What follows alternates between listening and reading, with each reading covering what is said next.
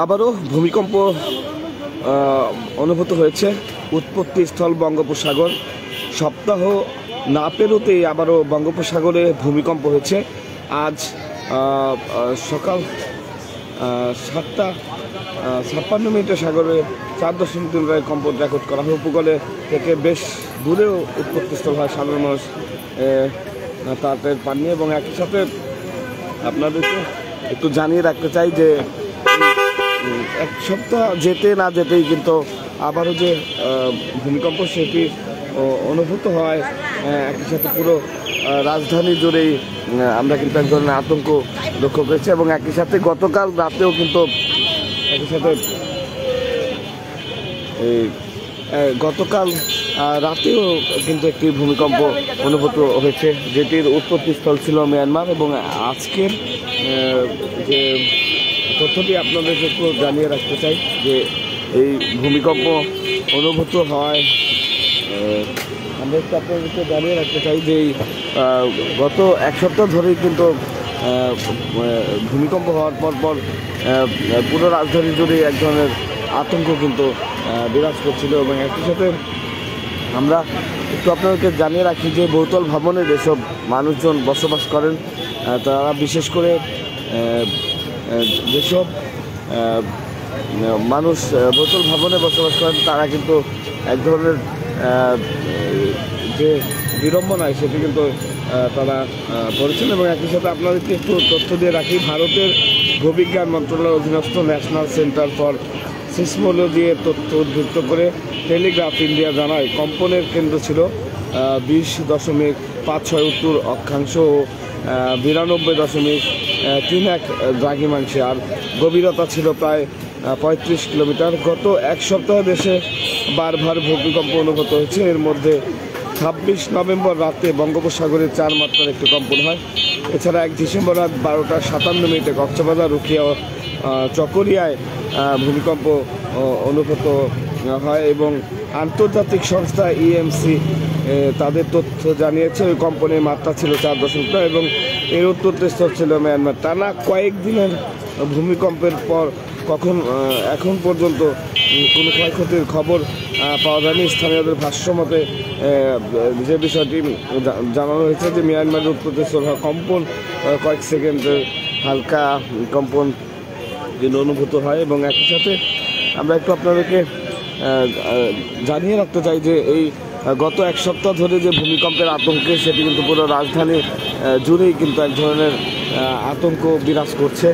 এবং আমরা এরপর বিভিন্ন সময় কিন্তু দেখেছি যে ভূমিকম্প অনুভূত হয়, রাজধানীর বিভিন্ন ভবনে ফাটল ধরেছে। এবং এখন পর্যন্ত হতাহতের যে বিষয়টি, গত এক সপ্তাহ ধরে ভূমিকম্পে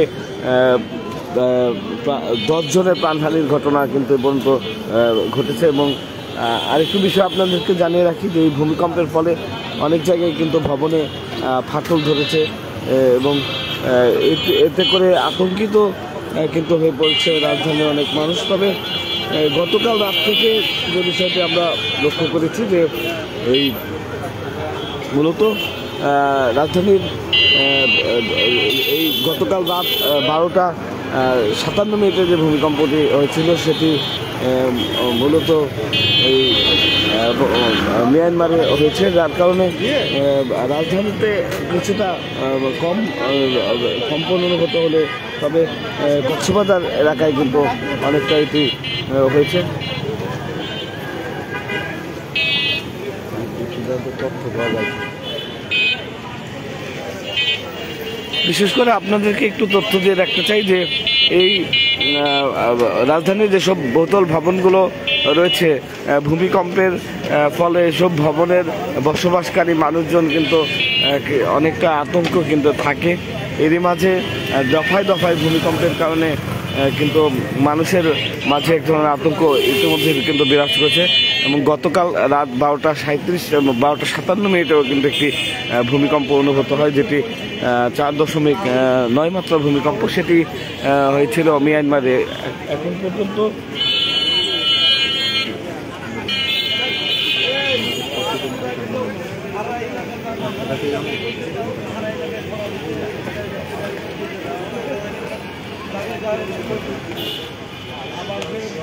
একটু আপনাদেরকে জানিয়ে রাখি, বঙ্গোপসাগর উপসাগর হলেও ঝড়ের তাণ্ডব বরাবরই তাণ্ডব দেখে আসছে বহু বছর। আমরা একটু আপনাদেরকে জানিয়ে রাখতে চাই যে এখন পর্যন্ত যে তথ্যটি আপনাদেরকে একটু জানিয়ে রাখতে চাই যে ফের বঙ্গোপসাগরে ভূমিকম্প হয়েছে। সপ্তাহ না পেরোতেই মঙ্গলবার সকাল 7:56 বঙ্গোপসাগর 4.2 মাত্রা একটি ভূমিকম্প আঘাত হানে। উত্তরটি স্থল উপকূল থেকে দূর হয় টের পাননি বাসিন্দারা।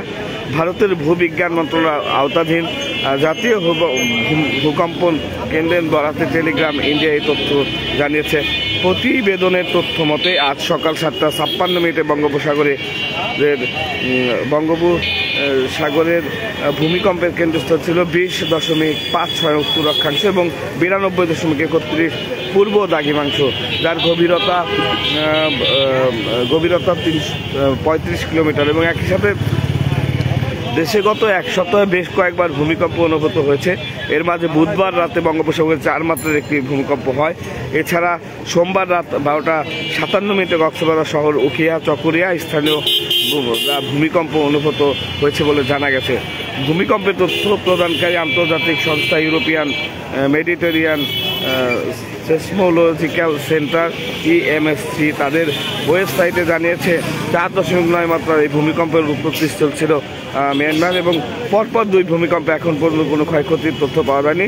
উৎপত্তিস্থল ছিল মিয়ানমারের স্থানীয়দের ভাষ্যমতে ভূমিকম্পে কম্পনের স্থায়িত্ব ছিল কয়েক সেকেন্ড অর্থাৎ, কিন্তু এই বঙ্গোপসাগর সৃষ্ট কম্পন অনুভূতির কোনো তথ্য এখন পর্যন্ত কিন্তু মেলেনি। তো এই ভূমিকম্প গত এক সপ্তাহ ধরে রাজধানীর বাসীর মধ্যে এক ধরনের আতঙ্কের কিন্তু জন্ম দিয়েছে। এরই মাঝে রাজধানীর অনেকেই এই ভূমিকম্প হওয়াতে অনেকেই কিন্তু রাজধানীতে এই এক ধরনের আতঙ্কের মধ্যে বসবাস করছে। তো এই ছিল রাজধানীর কাউরান বাজার থেকে আমার কাছে সর্বশেষ